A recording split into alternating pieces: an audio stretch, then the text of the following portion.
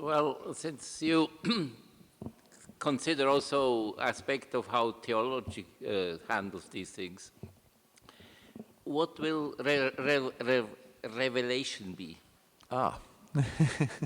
Well, revelation, in what little I know about it, I mean, we have revelation from the scriptures, and we have revelation from prophets, both ancient and modern prophets.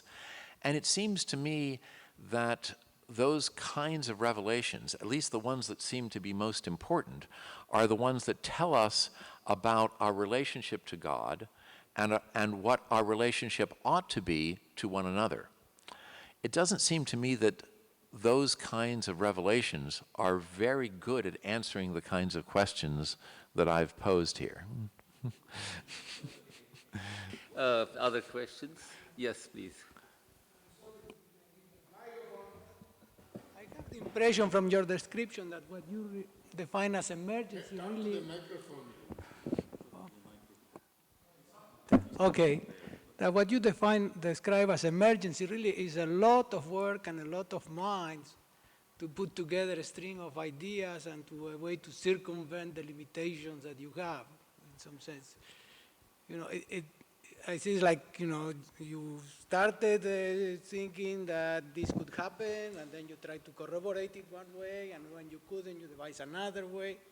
So it's more like a deep scientific line of research, like than you know, emergency. I don't know how to Okay, so I absolutely agree. If I've understood your comment correctly, what you're telling me is that the kinds of things that I and colleagues like Ted Hensch and Vanderlei Bagnato, who is a new member of our academy, are doing is a very complex effort in order to try to address problems that might be fall into the category of strong emergence. And I absolutely agree.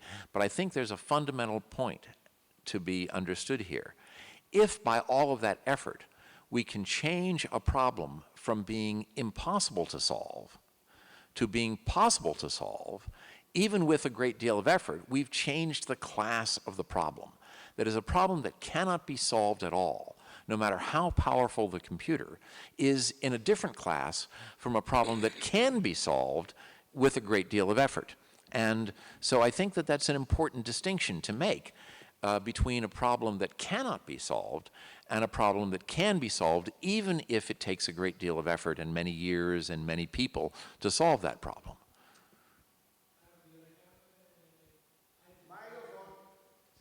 Sorry. Are we going to have high temperature superconductors? What do you think?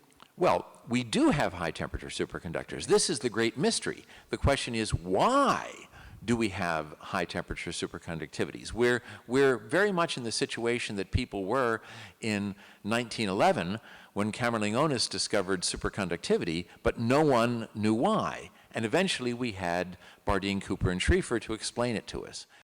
Well, we're before the Bardeen-Cooper-Schrieffer result, but after the discovery, and the question is, will we ever know the answer to that problem? And in the absence of new computational tools, if the answer to the question is the Fermi-Hubbard model, it might be that we will not for sure ever know the answer. But because we have new computational tools, I'm very hopeful that we will know the answer in the next few years. At least we will know whether the Fermi-Hubbard model is the right answer.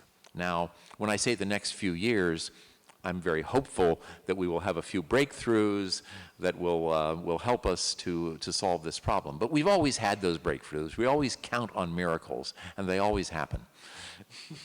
Well, next is Marcelo.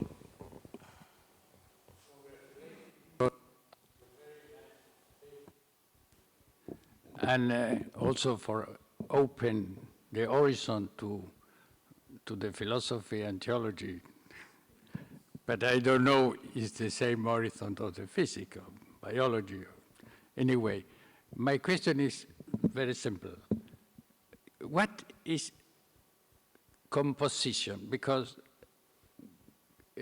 in reality, the real problem is not the complexity, but the composition of things. They are not things simple in physics. I don't know if I understand the question, but if you go to the particles of the atoms, it's a composition. If you go to biology, it's a composition. This is the question. It's a real composition. Complexity. What is the relation between complexity and composition? Because in the beginning was the difference between simple and composite, not simple and complex. Yes. So I think you've raised a very important point. Let me restate the problem and ask you whether this is what you're asking.